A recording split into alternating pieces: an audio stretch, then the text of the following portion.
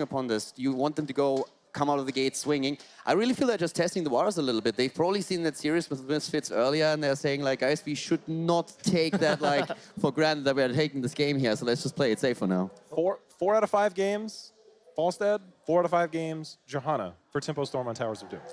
Well, let's find out if they want to do that once more as we hop into the draft for game number 2 on Towers of Doom. Maybe we'll see Falstad. Maybe we'll see Tassadar make it through. Maybe we'll see Lucio. Maybe.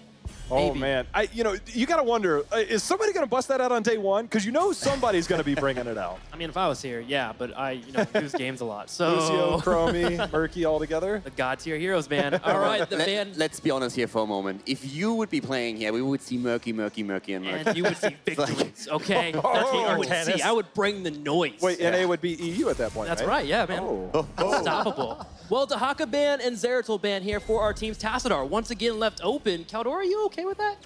Identical bans, actually. I don't know. I mean, like, coming from the European region, like, we currently see just Tassadar bans all over the place, so I'm feeling a little bit weird with this. It just feels to me that Infamous respects this Zeratul a lot, and we've seen a lot of the NA teams make a huge noise with Zeratul plays. So I think this is just a respect thing. Yeah, Salm is a boss on that hero. I mean, again, they must know that Tassadar is just a logical conclusion after this, and they seem to be okay with it. Well, Tassadar picked up. Now Infamous Gaming get to choose their heroes. I think Falstad's a sure lock-in. Yeah, I wonder, right? Because, yes, it's all about globals. Sure. That's why we're seeing the Dahaka ban. It's brilliant here. Jesús loves Falstad, but do they let that draft happen again? What I would really like to see them do is already think about a variant. Because they've been... Whoa! There it is? Okay, there we go. I like it. Welcome to casting, Caldor. We missed you. I think Varian currently has so many great setups that he can go for. We've seen it in combos with Li Mings, with Greymanes, with the Cursed Bullet. You're good with the Shadow Throw later on against the Shields of Tassadar. And they must be worrying that there might be a Tracer, that there might be a Vala coming. So they need something that can really lock these down. So I really think this is a great pick by them to not fall into the same trap that they did in game number 1. And you're exactly right. That Tracer, great on this map, great with Tassadar. We already saw it. And Varian great against there. So it might make them a little bit more hesitant, and you take away Falstad from the usual composition that we see out of Tempo Storm. So right now, good early draft. Yeah, Falstad has, as you said, like, they're great with Falstad, Tempo Storm that is. They have a 10-2 win ratio with that hero. So right now, Infamous not only has banned out the Zeratul, which is a huge go-to for Tempo Storm, but they have picked the Falstad away, and they're already looking to counter Tracer Valacom. So I think this draft is much, much smarter from their end. Well, we're going to see the Li Ming and the Malfurion. So June going for his hero a little bit sooner in this draft since he was left up. Li Ming being taken away stops that combination that we've seen so much and talked about. I am interested about the Malfurion pick. I understand Malfurion being one of the solid pickups, but we've seen Karazim more and more often as one of those ways that if you hold a late game, you can actually handle the Varian pressure that comes your way. Malfurion, while having cleanse, it is a relatively large cooldown. If you can bait the engage, get the cleanse burned out, and the next few seconds, Varian can get his engage. So Tempo Storm needs to be careful about that, especially when they're going into fights. I mean, just on that point a little bit more, Karazim also brings a lot more damage to the table. And when you have Tassadar, like, this certainly isn't overextending it when it comes to supports. Tassadar does bring a lot of DPS on his own, but it's interesting for sure. Yeah, well, I guess the idea behind it is, all right, we picked Li Ming, so we're not going to be near that Karazim. It's going to be hard for him to keep us healed up. And obviously, with Tassadar being our pick, we're going to go an auto-attack route eventually. So Malfurion's a safer play. It's just, you got to think about the Karazim. So maybe they're going to ban it out later. Nonetheless, Infamous Gaming will ban. We saw Ragnar's last game on Infamous. They're going to solidify that front line. They seem to like that. This is actually a game, I've been advocating for this, and we've been seeing it more and more. Azaria against the Li Ming is actually really good. It's free energy because it's predictable damage. 12 seconds on shield ally, 8 seconds on your own shield. Li Ming's orb, 8 seconds. It's predictable damage that you can absorb and use. Zarya does really well on this map to interrupt channels. If you're looking to solidify that front line, Ragnaros isn't bad at this point. Yeah. But yeah, Zarya being hovered. Being hovered, yeah. Well, looking at the Tychus ban, there's 2 things to take away. Cawthonluck's second most played hero this season, and they very well look for that double warrior, so very good against that as well. But I have to admit that I actually feel like the Tigers gains way more value against like single warrior comms. I'm not 100% certain that they really needed to ban him out here. I would have been like a little bit more worried about, as you've been touching upon, like a potential rack. They might just like try and pick him. I guess that's why Tempo is actually thinking about banning him out here. He's so annoying when you're just going for Molten Core and you interrupt the channel on any of these altars. It's just a huge pain to deal with. So I could totally agree with the rack ban. Zarya is equally as annoying. Yeah, for me, I think it's Zarya. True. Yeah, there it is. Just because When Varian engages, if it's the incorrect engage, you have a punishment. But suddenly that Band-Aid that's available, Zarya provides that. So I think the Zarya ban makes a little bit more sense. It's such a weird thing to actually dance around, and it's cool to actually talk about it because obviously both are a pain here. Well, it feels like Ragnaros will be an obvious pickup. They still Yep. need the support. As you said, there's a lot of support options.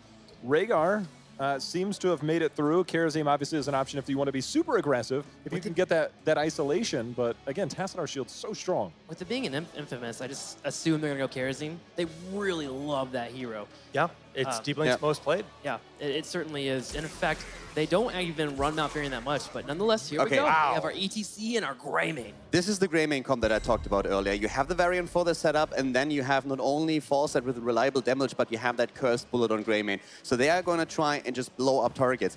And in the games that we saw before, we actually saw the comp already being run earlier when we've seen one of the Misfits games. But on the other side, we had a Karazim with a palm, and that's really a huge difference. Right now, we don't have that. We only have the shield of the Tassadar, which helps, granted, but it's nothing compared to that burst heal that you get, let's say, from a Rhaegar, that you get from a palm. So this is something where Tempo Storm needs to be very, very careful how they approach this. You are 100% correct, even more so now. Tracer is that. You talked about Variant before and in the last draft. The point and click stun onto Tracer if she comes back there. Now you have a follow-up stun with ETC, which has been becoming a little bit more popular at times. That's a heavy front line, but Tracer now, that's scary. Was it Psalm on Tracer last game? I'm trying to remember. Yes, it was. Because typically we see a lot of Caterpillar in Tracer. Just because they're running Tassadar, it Right, shifts so around a lot. I'm feeling like that's probably the reason here with no Zeratul, but the Rhaegar will be that last pick. Right. I do wonder, though, I mean, letting Tracer through Johanna, I don't know, they love Johanna on this map. They really do. Tempo Storm does, but man, Infamous, I think their draft looks a lot better than what we saw in game one. Yeah, that Varian versus Tracer, Yeah, they're going to feel a lot more comfortable. And I like the Rhaegar too. If Varian ever goes for a hard engage, he gets poked out by Li Ming. Maybe later on when Mirror Ball becomes available, you have the instant ancestral healing available, so Tracer can't chase your team back and get the fight, so you can continue moving forward. So Right. Rhaegar makes a lot of sense here. Are you guys surprised it was Tracer over Valo, though? A little bit, but when you consider who's playing what, I think they were looking Yeah, for that is here true. for That Psalm. is true, So yeah. that's why I was trying to figure that out. And I that's the only reason I can think of as to why they would have gone for Tracer over Vala. I want to see his Valera. I love watching him on Valera. Psalm is one of the few people that's played it multiple times and had success with 2 it. games, yeah. I think he won both times. Yeah. They have to be aggressive with this. I'm really curious to see how Infamous, after they showed some good signs at the end of the last game, are going to head into this one, because I feel like their draft is much better with this. Kaldor, I think he was talking to you. I have actually not looked. I didn't look at the screen. What did he do? He gave you a flex. He gave you the Okay. flex. He let Nah, you know. nah, that He said, kid- "I love you, Kaldor." That kid is beating me every day, any day.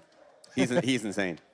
I've been with him in the gym, BlizzCon, and no. Have you beat him in arm wrestling yet, like every other player in the Heroes of the Storm? Or Jake.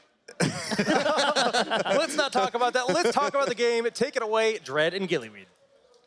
Thank you, Jake. We're back with game number 2. Tempo Storm up 1-0 in this best of 3 so far over Infamous. Dread, what do you think of the drafts? I like it. I think the analysts put it very well when considering that Infamous has a much better draft than looking at their last game. That being said, we still see the Task Tracer on the side of Tempo Storm. They're going to be Reset City possibly there on the Li Ming as well. Infamous does like to play this 2-warrior setup with having Varian played by probably genre, especially since you and I were talking about it with Typhex not playing heroes for a little while, coming back in as a sub, probably not having too many games on the hero. So yeah, it will be genre playing Varian. There was, what I noticed a little bit of over-aggression whenever this team played Varian in their regionals, so I'm hoping that we'll see some more refined play coming in for this game. Yeah, and we're going to probably see that, the Cursed Bullet strat once more. We already saw it a little bit out of Misfits with the Varian lockdown. One thing I am a little bit concerned about, Will, when it comes to that is, again, because you open with it and it does so much damage out the gates, being able to confirm a kill when you don't have anybody else to provide any burst is a bit of a struggle, and I can't help but feel like, seeing that Season Markman, the boomerang is decent. I don't know if it's going to be enough into this game, and I feel like that's going to be a common trend when looking at the Cursed Bullet. At least that's how it felt in our first experience of being able to see it. But for now, we'll see how it plays out. We got to wait for that 10. Skirmish is going to happen. Fury with a huge condemn. Fury condemns in a lot of the members of Infamous, all except Falstad, who's up in the top split soaking. But going back to the Cursed Bullet, Infamous does have, first of all, Varian dying, second of all, a lot of lockdown potential. So if they do have the Curse of Bullet drop, they've got ETC, Varian can charge in, ETC to follow up to make sure that although it may take a little while for them to actually get the kill, they have a lot of ways of keeping them there until they do. The one thing that does scare me is the Tassadar, though. Yeah, I completely agree with what you have to say, but I feel like Tassadar is a beautiful negation to a lot of what's going to be happening there, because even if the shield isn't used on the target itself, between the armor, that's probably going to be, capable, especially considering we're talking about later into the game, we're going to have enough globes, so we'll retain 50% of those shields. So I agree with you, but it does seem scary into a task, because he can't be focused either. Are you going to go for Johanna? Answer's probably not. A Malfurion is going to have Ice Block as the game moves on, and the rest of them have the mobility or will have the Tassadar. So it's going to be tough, but we'll see if they have the tools, because, again, if one combo hits Li Ming, if nobody's there, that is going to be, one deadly Ming real quick. Tempo Storm making sure to get their sappers and for level 4 as the altars are about to activate, focusing a lot of their time and energy here in the bottom lane so that they can both simultaneously protect their sappers but also try to make sure that they get 2 out of the 3 of these altars. But ETC is invading Tassadar up in the top, and Falsta's even going to fly in. That is going to be Shrite ended up using his W there. Tass will end up popping needed by the time. Everybody, the skirmish happening on bottom. June confirms those shots. Psalms has moved up there towards top. Barrel roll out. Psalm with the shield. Can he get the kill? And he gets it. That is going to be another kill for Tempo as they get both of the shrines and set themselves up with a 4-shot lead. There's Pulse Bomb on Unusual. Psalm starting to back off, though. It is very healthy Greymane still. There's no Quantum Spike just yet to be able to chunk down just a little bit better. The rest of Tempo Storm sieging in the bottom lane so that they can open this lane up as the sappers start going. Once they can get a comfortable lead in that lane, they can start to make rotations elsewhere and start to take down further towers. It's a little bit of what we saw, with Dignitas on this map. They put a heavy emphasis onto control into the bottom half of the map and cycling out those sappers, and it's hard to deal with. Since we've seen the adjustment to the sapper timing respawn, it just has become it's the best place to go. It's how you can control on this map, unless you have, like a crazy Viking strat. It's really your best go-to. And Tempo has done another good job here as they've set their eyes now towards the top sappers. Unusual as the Greymane players going for a little more of an unusual Greymane build, focusing more on his Worgen talents, getting thick skin at level 4. To be able to get some block stacks and help versus some of the auto attacks of Tempo Storm. Unfortunately, those auto attacks come in very quickly when you're up against a Tracer. Yeah, it is an interesting choice to move that direction. It's probably going to just be overly defensive, and that might be able to help them out. That's an interesting position. Either way, for now, Sapper was picked up there. Johanna walks away, as she does best into the Varian composition. It's nicely done by Infamous that they're making sure that Tempo Storm aren't able to steal away the sappers. Tempo Storm are going straight for their own. So Infamous matching Tempo in this regard is making sure to stave off all of the pressure in the bottom lane. So seems like they've done at least a little bit of their research, knowing that Tempo does like to go for this strategy, making sure that they keep that bell tower for their own. The problem, though, is that level lead. Yeah, it is. And the sapper can't pressure on the bottom. Things are just, not looking too good for Infamous. They will be able to pick up that talent here. The flight coming out from Jay Shrite down towards bottom. Actually just going towards mid. And nobody on Tempo is looking to start the shots, at least not yet. And then Unusual will be able to get the delay. Condemn comes out. The channel attempt happens once more. Tempo maybe getting a bit greedy. Jay Shrite, though. Psalm in the back, too. Doesn't get the kill. Barely Jay Shrite stays alive. Oh, man. Typex trying to return to that Condemn. That's going to be enough to get a kill. Genre is on retreat. Jay Shrite hits the slow. Cawthon doesn't have the tools to be able to confirm that, and that is another kill. And Shrine here for Tempo, as it looks like they're going to snowball at least the beginning half of this game, almost out of control. Infamous here has to find an answer. Infamous does not want to start letting this get out of control for them fast, and it starts with this bottom bell tower, right? Tempo Storm has focused a lot of efforts here in the bottom. Once again, sending Cattle up to the top as Tassadar to make sure to maintain split soaking so that Tempo can get to heroic abilities. Once they get heroic abilities, though, I fully expect and anticipate Tempo Storm to get very aggressive about that bottom lane or some other objective here. Yeah, and Infamous really is kind of just praying to be able to pick up on theirs, because it is in a position to where not only is their composition weird, the counter picks, with the Variant, dependent on that, but it just also, obviously, you never want to be behind on the 10. That really hurts, but more than anything is the counter to the terror that is going to be the Tracer is up until that 10 mark here. So Infamous, they go for a very risky play trying to force pre-10, but Tempo, it looks like they're going to forfeit it, realizing, it's just not worth the risk. Absolutely not. They're about to get heroic abilities, then they maybe can start the fight. Fury's keeping members of Infamous here. The rest starting to rotate in. Here comes Coffin as he moves in. We've got Sam about to get there as well. Yeah, Genre is on retreat. Their pulse bomb hits. He's going to be going down for another 20 seconds here. The members of Tempo Storm set their eyes to the bottom fort without any experience, picked up elsewhere. Jay Shrite finally backing out there on the false stat. He's looking to soak up a mid. At this point, from this point on, it's just Infamous has to soak until 10. They don't have any place on the map other than next to a minion as it's dying, really, for the next while. Right, and that Sapper invade, while they did invade, Tempo Storm easily sniffed it out, said, we'll have none of that, thank you very much. Instead got heroic abilities, got a kill off of that, and still were able to get the bell tower and sappers, and there's an altar spawning, so this hurts a lot for Infamous, but they are just gonna have to be patient and wait until they can get heroics. They're willing to force some fights down talent tiers, but this is not one to do so with. Yeah, that's about the only one where I would say a 0% chance, unless you make a colossal mistake. June there on the Malfurion, gonna get the cap. Sappers pressured out. Genre backed out for a moment, stopping right at the wall. Will they be able to push it past? Minions going down, one left. There's going to be a shot moving in. Two. Number third. Hey, they got it. Infamous is able to stop that. Their core is still not looking too pretty. 15 down there at the 21 HP. But they are finally almost 10. Two levels behind, but they're almost 10. Yes. They will need to utilize that window to make something happen before Tempo get to 13.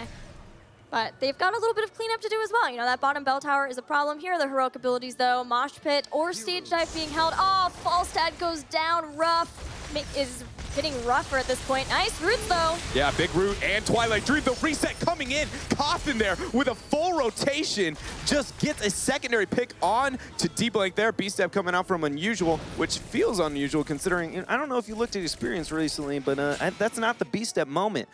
That was just ridiculous how fast Cawthon got that follow-up there. That is very, uncharacteristic of Tempo Storm to have that kind of just lethality of that, just open up, just looking to get those kills. It does seem like Tempo Storm have been evolving a little bit from what we've seen in HGC so far. Are you trying to say it's not their final form?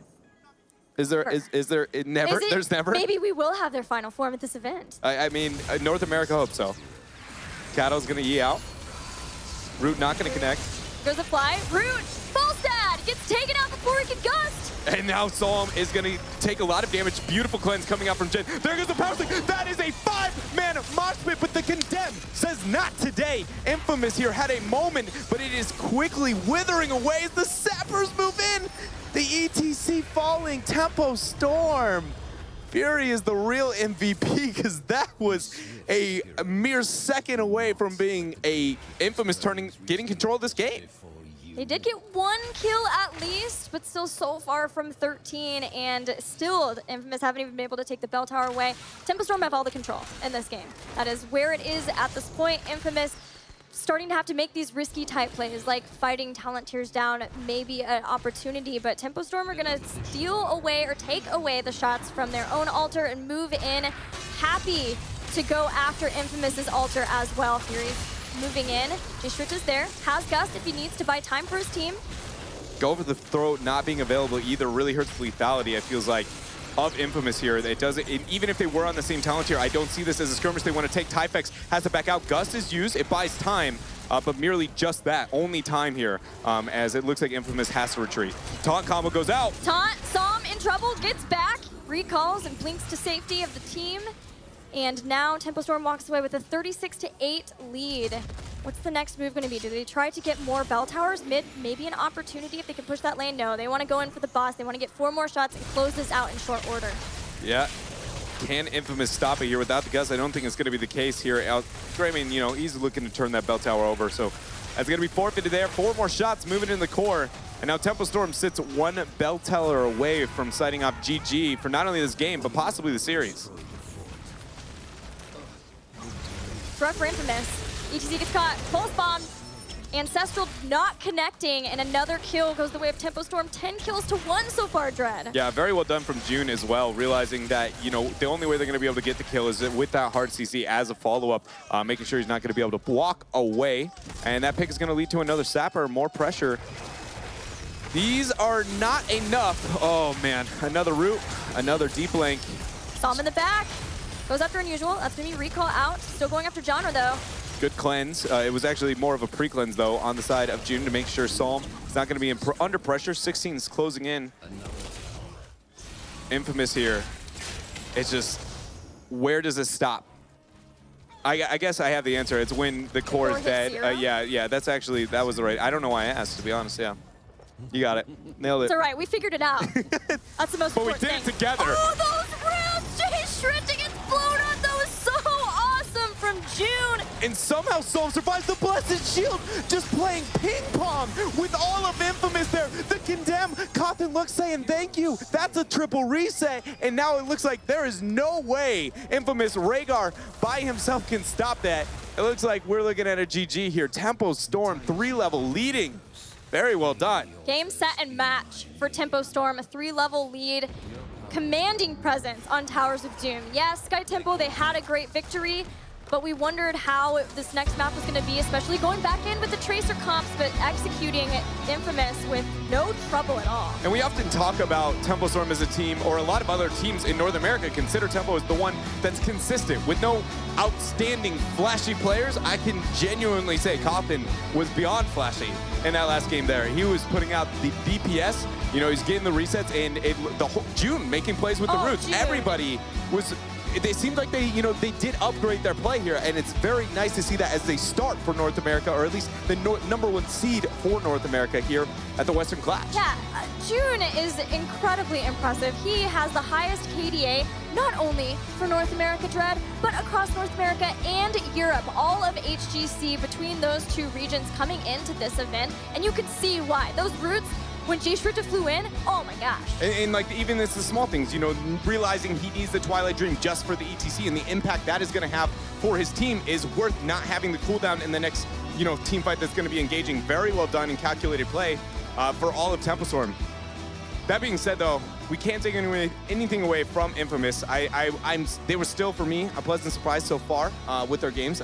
It's with Tyfex, you know, filling in, not playing for so long, and then trying to help this team to be able to be successful. So, but Tempo's just, you know, a little too strong. They are very strong. We get to hear from Tempo Storm now. Red Eye is on stage for a winner's interview. Yes, indeed. Thank you very much.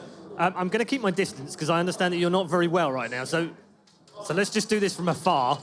That was all right. That was okay. That worked well. A 2-0 victory on paper. It wasn't that straightforward, though, in game one. Talk us through it. We just had a small slip-up game one. It was pretty straightforward, but we lost a tiny bit of focus mid-game and then managed to pull it back together, so it was okay.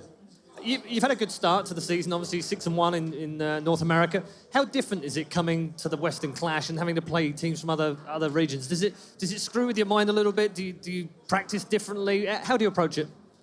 I think we practice about the same. We don't ever really take any series like lightly, even all the NA ones. So we're working probably a little harder, just getting a little more preparation. But yeah, just the competition is harder, so preparation is more important, but we do the same amount. Is it easy to underestimate teams from other regions sometimes? And did you look at the results from earlier on today and sort of think we need to make sure that we do the things we're good at and not take anything for granted? Yeah, we're just here to win the series, so no matter what team we're playing, we're just trying to get a quick 2-0. This game especially because I want to go rest, so that was most of our motivation today, but yeah. You've got that now, and you can rest, and you can take the rest of the day off, and you can come back tomorrow. Any thoughts as you look forward to tomorrow, thinking about who you might play? Well, we're really excited to watch the Fnatic GFE series. I think it can go either way. I think Fnatic has the edge. I expect to face them, but I'm not counting GFE out yet. Well, congrats on the win today, and we'll see you again tomorrow. Hopefully you're feeling a bit better as well.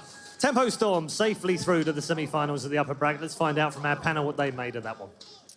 Welcome back to the panel, guys. And Caldor, he just said he thinks it can go either way, but you immediately say no. Yeah. What do you think about Tempo? How do you feel the power level is? Oh, I mean, like, all jokes aside, and obviously I'm a little bit biased towards the European, so no doubt about. Hey, I am surrounded by you guys, all right? Give me a break. Tetra got the same treatment I'm last a little time. there too. A little bit. I'm there. I'm getting you there. I'm getting you there. I'm Yeah. slowly getting adopted. The papers are almost in there. We'll be good. I actually think there is still a gap, and I think we're going to see that in that series. I thought if there's a series where NA takes the entire series today, it will be the Dignitas series. That was my personal prediction for it. I really feel that Fnatic is going to show in strength and take GFE down. Fnatic has sometimes a little bit of a problem on an event when they are under a lot of pressure, but I don't think it's going to happen. All right, let's talk about that game. Towers of Doom, I mean, obviously a large map where you're looking for those globals. We saw that Falstad early pick once more. But Tim, I mean, how'd you feel about it? I'm happy for Tempo Storm. I wanted to see a dominant performance from them, one that they started from very beginning to the very end, and they controlled the battleground. They ran the bottom right bell tower. They made sure not to fall far. They had amazing play from June. I know you and I were freaking out where he had a really solid one root on the Falstad, had a cleanse on Tracer at the same time, and then made sure to land a solid Twilight Dream for that team to win the fight. So overall, Tempo Storm walks away from that, and as what's his name mentioned, Dreadnought mentioned that usually, what's his name, right? Never heard of him. Yeah, who's that guy? Mentioned that that is a team that normally doesn't have very explosive players, and we saw them pop off for once, and that's great. I want to see that from North America, and they got to do it in that matchup. Well, yeah, we saw a lot of replays where Dreadnought popped off, but here we're going to look at a replay here from that tournament, from that match that we just had. One of the team fights, I believe it was in the bottom lane. Yes, you can see all the action as all this Falstad gets popped. It's like it's so brutal to just watch this. Falstad is immediately taken out. They're already 2 levels ahead. They have the talent lead. The Mosh Pit, I mean, that may have been enough to turn around, but they are just cleaning house here. And let's just face it, that was one of those series where the only thought that you have is not even close. I mean, they just dominated. Fury actually really likes playing Johanna into an ETC when they know that they have a stronger dominant. They had Tracer, they had things like that they could do more with. He'll play a lot. It's something that we see on a lot of maps. And like I said, 4 out of the 5 games he's played Johanna, and you can see that's actually a really big reason right there. It seems like he saves Condemn for those moments where he's afraid of the mosh pit, right? He queues it up, the mosh goes in, and then the Condemn just stops it immediately. It's a really nice way to do it. Yeah, EGC Mosh Pit is actually very telegraphed if you do it after a power slide. So all you have to do is just get ready for him. You see that slight hesitation where he's getting that wind up and you just pop W. And even if you get caught in it, it still will go through the entire animation and pull you out. So with Fury being one of probably the best ETCs in North America, he's just ready for that and he's primed to stop it. Yeah, let's take a look at the other replay we have here for you guys from that matchup where I believe it was the one in that bottom lane. You mentioned June earlier. And I think the Falstad's going to fly in. Yes, the Falstad flies in. The roots are there. Watch the cleanse on Psalm. He gets just saves him perfectly, like just barely able to get him out of there. I guess it wasn't a cleanse. I lied to everyone. Oh, it's okay. He was still playing freaking awesome there. And then Chthon on the right side just comes in and hits its buttons, like landing those attacks, making sure to bring out that damage. Gets a spin at the end too for that little attitude. You need that in some mix-ups, so people will cheer for you a little bit. So nice job by Chthon. Yeah. I'm just waiting. Who's going to spin up here and show me some attitude? I don't know. Caldor, he's the one with the attitude. Give us some attitude. For. It's true. Little attitude, man. Show me it. Just never. He just smiles. No. That's all he does. He hates what me. What the hell is he doing? J-House just getting slayed. Earlier we had the trick. That's attitude. That's sass. Come on. All right, guys. Sassiest caster. Go play Murky. I'm going home. All right, let's take a look at the brackets now that we've got 3 of our matches here in the first round of the tournament completed to see where these teams are standing and who is matching up against each other. We saw earlier today Misfits take their win 2-1. Dignitas also 2-1. They will be matching up tomorrow in the winners semifinals. Tempo Storm, the first 2-0 victory of the day. And after this, we have Fnatic versus Gale Force Esports to determine who will face off versus Tempo. And that's going to be one heck of a game. I'm so excited. You and I casting that. Yeah, we cast the next series, but like talking about Tempo Storm, I feel like whenever we are going to see a European team go up against Tempo Storm, if that happens, it's going to be such a different series because these Tassadars consistently going through the draft, it was just like, what? That was weird. That wouldn't really happen in any of these games, at least not to that extent. So I think any European team trying to scout here is not going to get a lot of information. That's a really good point, actually, when you consider that Tempo Storm literally had to show nothing in their hands in that series. I'm excited. I will definitely have some talking points, especially after our interview yesterday with Fnatic and the way that they spoke and Gale Force, everything that they want to accomplish going forward. I'm looking forward to talking about that when I get to be on the desk with you again. Or actually, you're going to be taking a break. But I get to be up here again to talk about that one. That one, if you follow any of them on Twitter, Quacknick's being my favorite. If you follow any of them on Twitter, you know that the banter is there. It's obviously not, BM or anything, but they have a lot of fun. These 2 teams, I imagine we'll see a few B-steps this series. A few B-steps, some awesome play coming ahead. Stay tuned for Gale Force versus Fnatic.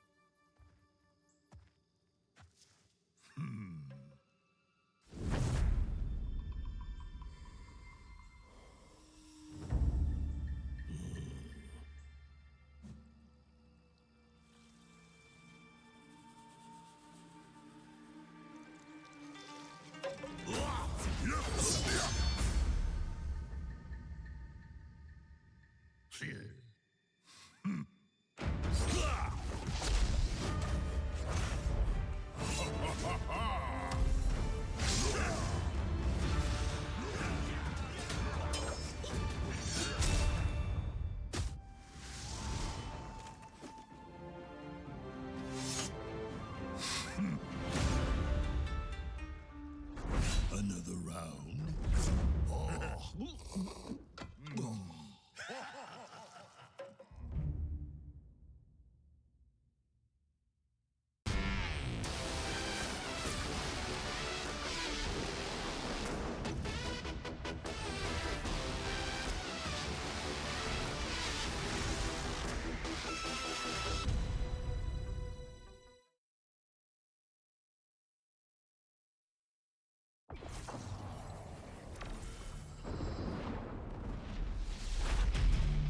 The pathetic wretches of this new realm already fear me. They should.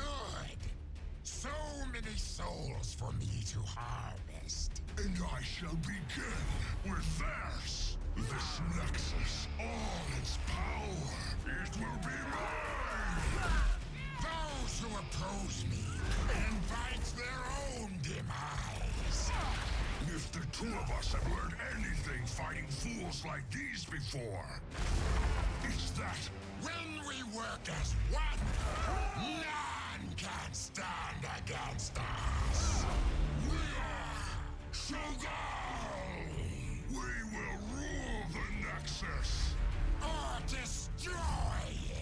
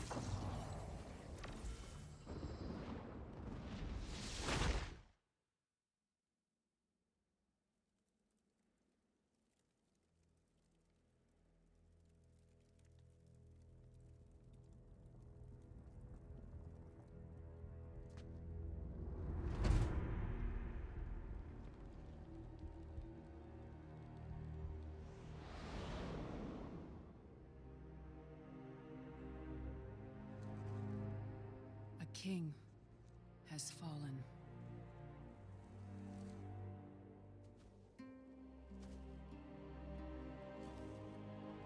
A father. A friend.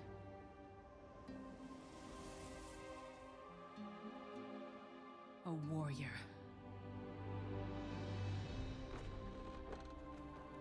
Defender of the Alliance. He was a beacon of hope.